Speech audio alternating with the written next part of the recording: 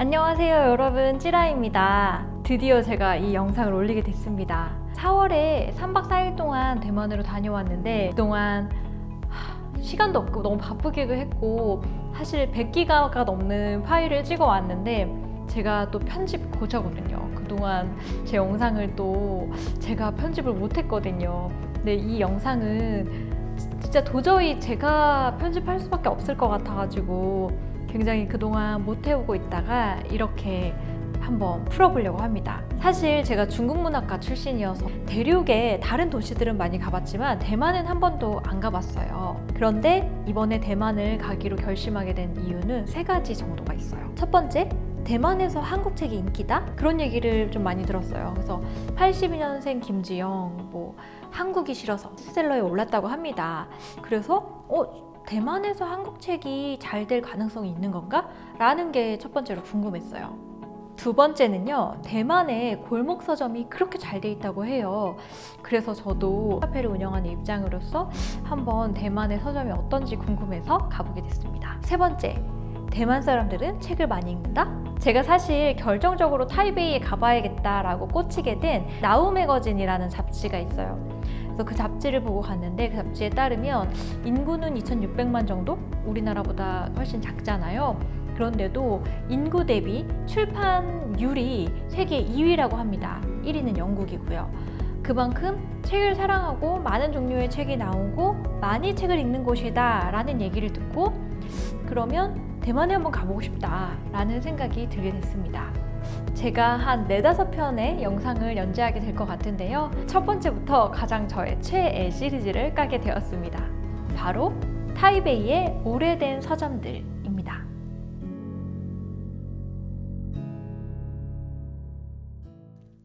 공항에 도착하자마자 늦어서 뛰어갔어요. 저희가 처음 이틀을 묵은 곳은 타이베이의 다안구예요. 여기는 관광지는 아니고 타이완 국립대학이 있어서 딱 서울의 서울대 입구역 느낌? 그래서 이 근처에 오래된 서점이 많아요. 처음에 찾은 분은 당산서점 천사장님, 서점협회 회장이시기도 해요. 인상만 봐도 너무너무 좋은 분이죠? 서점을 가기 전에 많은 얘기를 나눴어요. 사실 오랜만에 중국어를 해서 걱정을 했는데 천천히 말씀해 주시고 또 필탐까지 해주셔서 다 이해할 수 있었답니다. 당산서점은 인문도서를 주로 파는 서점이고요. 출판사를 겸하고 있어요. 그래서 그 출판사들이 각자 자기 서점을 내면서 자기의 책을 알리고 저자들과 이벤트를 하고 이런 일을 시작하게 됩니다. 하지만 이런 식의 유형의 서점 그리고 출판사는 최근에는 좀 많이 없어지고 있는 추세라고 해요.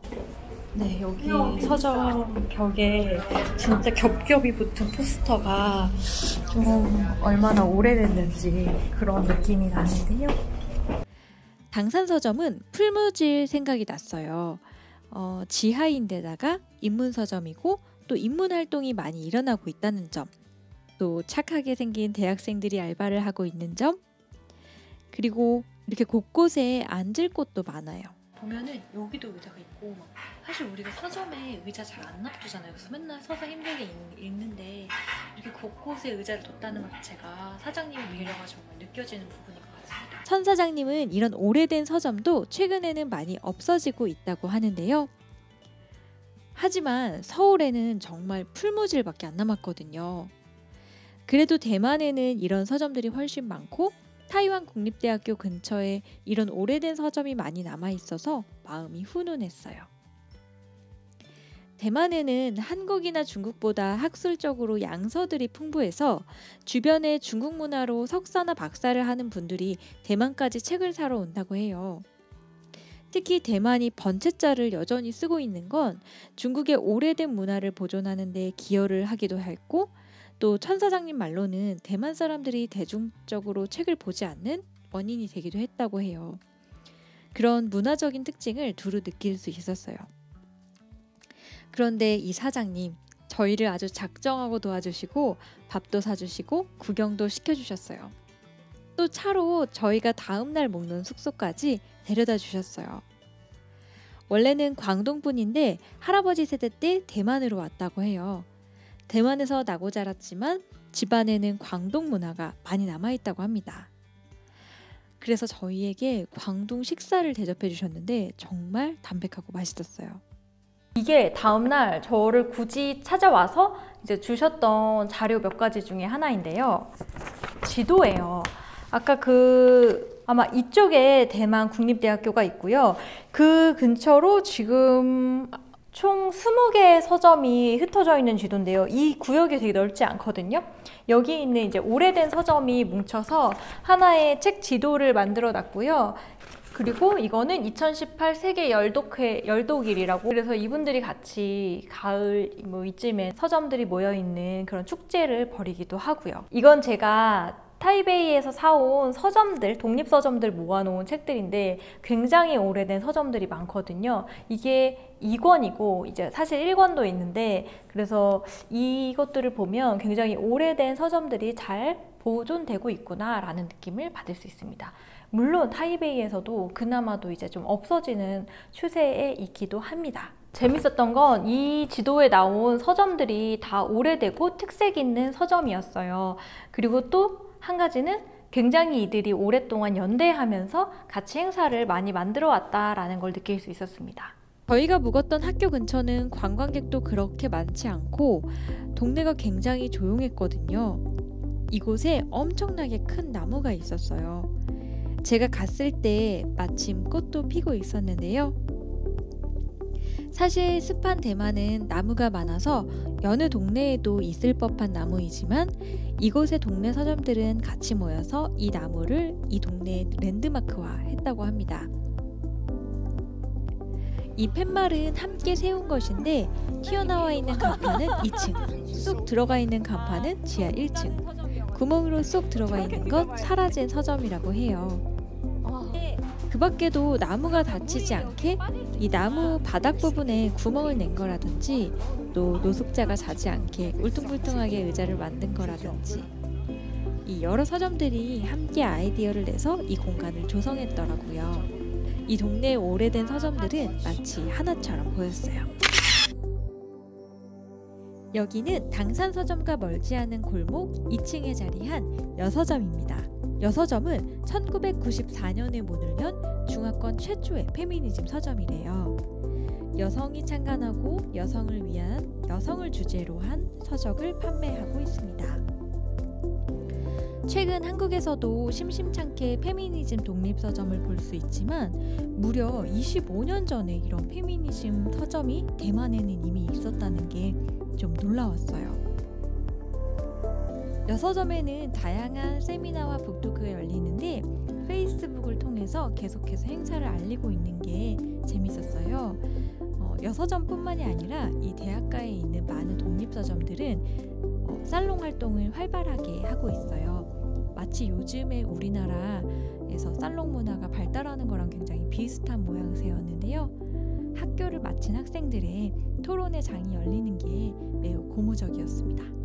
오래된 서점 중에서도 재미있는 테마를 가진 버팔로 서점입니다. 버팔로 서점은 식당과 유기농 식재료를 판매하고 또 서점과 수업을 같이 하는 곳이에요. 굉장히 재밌죠? 들어가면 마치 유기농 마트처럼 신선한 식재료도 팔고 있었는데요. 버팔로 서점의 루어원 지아 사장은 처음에는 고향에서 서점을 열었대요. 그런데 시골에서는 이제 서점 운영이 어려웠던 거죠. 그래서 타이베이에 2호점을 내고 서점을 시작했는데요. 고향의 농부들이 이 서점에서 야채를 팔도록 도왔고, 또 야채를 더 많이 팔기 위해서 부엌을 만들어서 음식도 팔기 시작했습니다. 그러다 보니 서점은 전체적으로 건강한 먹거리와 삶에 대한 테마로 가득 차게 됐고요. 같이 진열된 책과 동화들도 이런 건강한 삶, 건강한 먹거리를 주제로 하고 있습니다. 요리 교실도 열리고 있어서 요리도 배우고 신선한 야채도 사갈 수 있는 곳인데요. 이 루어 사장님은 버팔로 서점이 대만 최초의 복합 서점이었다면서 앞으로 책 시장이 축소됨에 따라 서점 운영만으로는 생존이 어렵다. 이렇게 서점이 멀티로 다양하게 변모해야 한다라고 말하고 있습니다.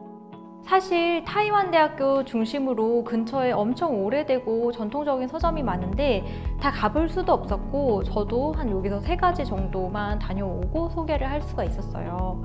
제가 2화에서 소개할 그런 힙한 서점들하고는 달리 이 동네의 서점들은 아마 중국어를 못하시면 크게 재미가 없을지도 모릅니다. 예쁘거나 화려하지 않거든요. 하지만 오랜 시간 탄탄하게 뿌리내리고 있는 이 대만의 서점 문화를 엿볼 수 있어서 저는 여행 중에 가장 좋았던 지역이었습니다. 또 하나, 제목에서도 살짝 언급했던 이것은 사실 천 사장님이 얘기하신 대만에서 오래가는 서점들의 비결이 있어요. 과연 무엇일까요? 바로 지하 1층이나 2층에 있다는 것입니다. 그 번화가에서 떨어진 주택가의 작은 골목에 위치하고 있었어요. 타이베이도 월세가 아주 높기 때문에 크고 화려하게 지어서는 못 버티는 거죠. 월세가 싼 곳에 자리 잡아야 오래 갈 수 있다라고 얘기를 하십니다. 굉장히 현실적이면서도 공감이 가는 얘기였어요.